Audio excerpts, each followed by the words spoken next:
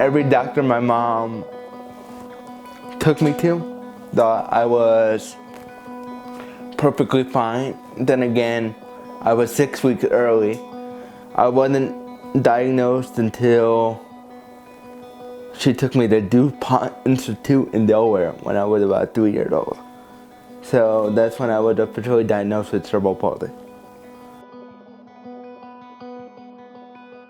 Cerebral palsy is a disease that affects your muscles, and you tend to lose control of your upper and lower extremities. They kick out. I also have the occasional muscle spasm on a daily basis where my heart jumps like my whole body like spazzes out for a couple seconds, and you know, I have those on a daily basis. Stand straight up. Come on, Preston. Go ahead. Preston. Oh, come this way. Wait. I'm gonna walk. Come on. Come on, Stop being lazy. Watch before you don't knock you down the stairs. I should have got your cup. Michael wasn't born with cerebral palsy. Michael was a preemie, and at 3.5 weeks old, he was in the neonatal intensive care from birth till 3.5 weeks. 2 days before he was going to come home, he lost oxygen to his brain, which ended up causing the cerebral palsy in his trunk muscles. Some of the challenges we had were, at one point we didn't know whether Michael was ever going to be able to toilet on his own. Was he going to be able to shower on his own? Was he ever going to sit? Was he ever going to stand?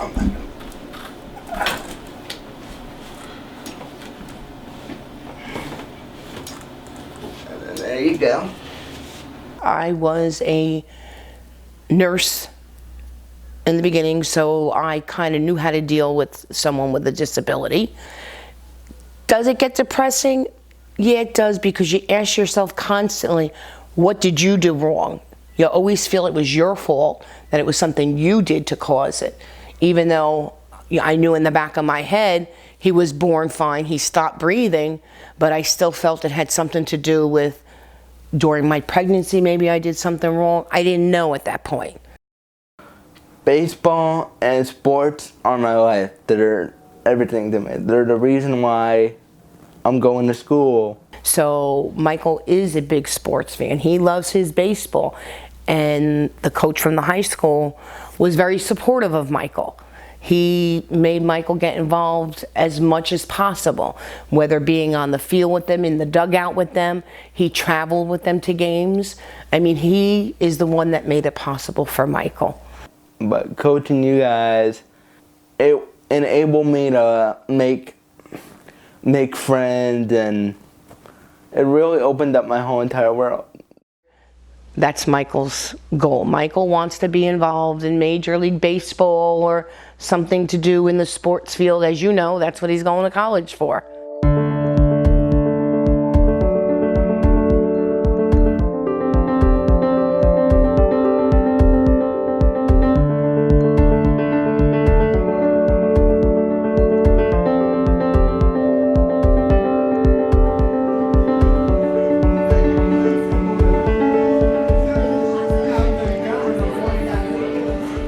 I love my school.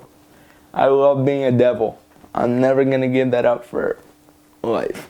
I have school pride, but as far as actually going to the school, it's very hard because the school's not exactly handicap accessible. There's a lot of hills and stuff like that, and all my classes are in one place, so I really don't feel part of the campus community, and I'm not able to be part of activities on campus because everything is so spread apart. I feel like so isolated.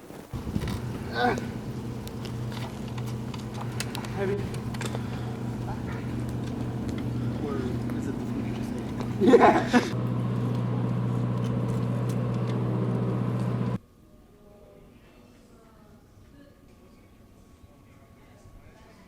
Did I do this right? Well, sorta, kinda. Not this, not this.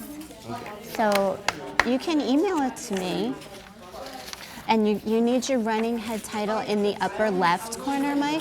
So right here, critical thinking questions, that's gonna appear also here. It's running head on every page. If you go back to your notes that we took the other day on Monday, running head title appears in all caps on each page. This is actually the first class that I actually had to use APA format. Okay. So I'm kind of like new to the whole APA thing. Okay, but it'll get easier, Mike, Yeah. as you keep using it. I'll get used to it You will. eventually. In the very beginning, I would have taken the group leadership role with honor and actually done it. But I would have done it. But Right, and she's not gonna grab it. I had way too much on my plate Okay. at the time to actually be a group leader. And if I have 6 classes on my agenda, so the last thing I want is for the group to be depending on me and for me to let the group down.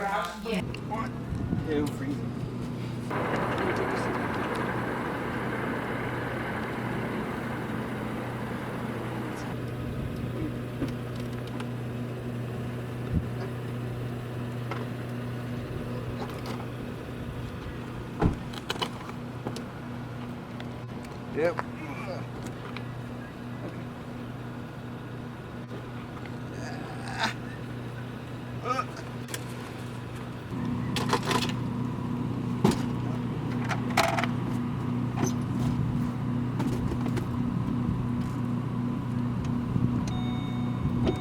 Close the door.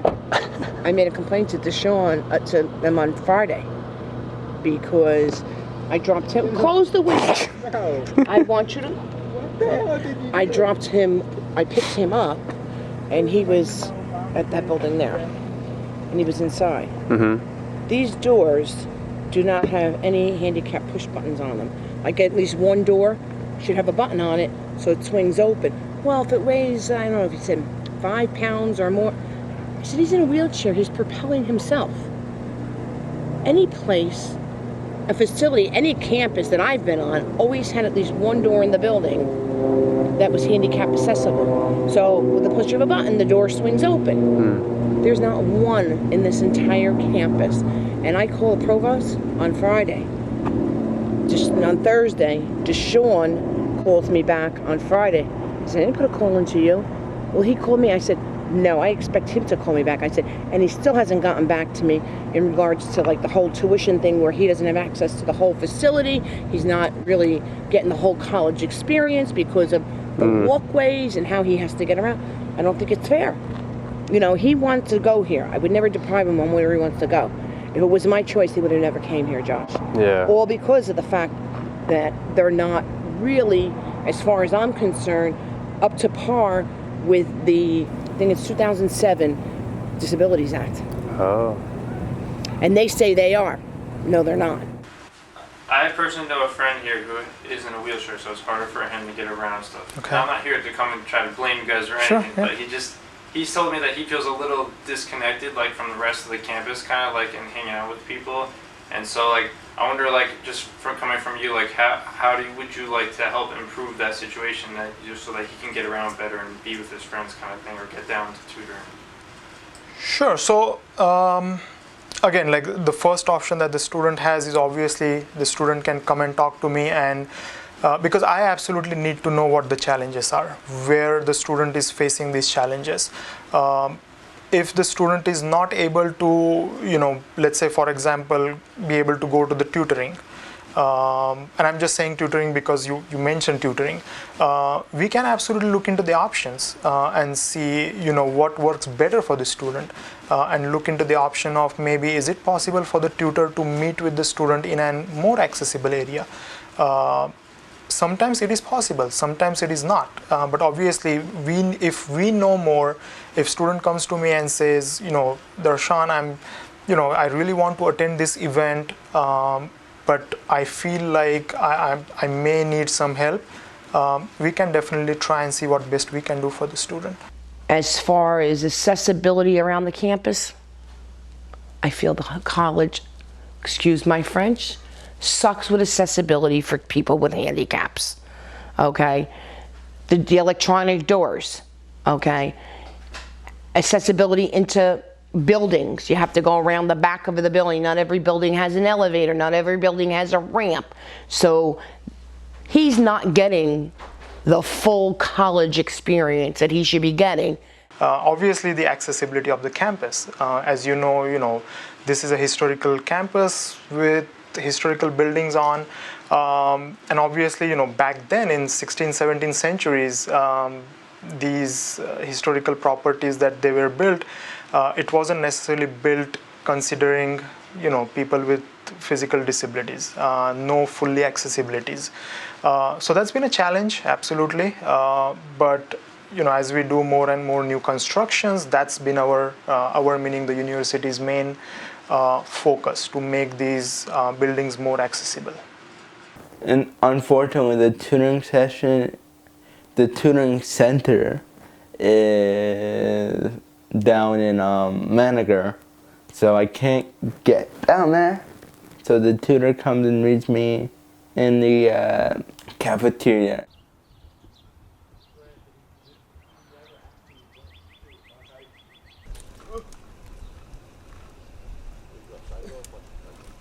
Good morning, everybody. Good morning. It's happening. Hi. That's what's happening. It's happening. Oh no, I had enough of that. No, I'm only teasing. I love you guys. Thank you. We'll see you in a little bit.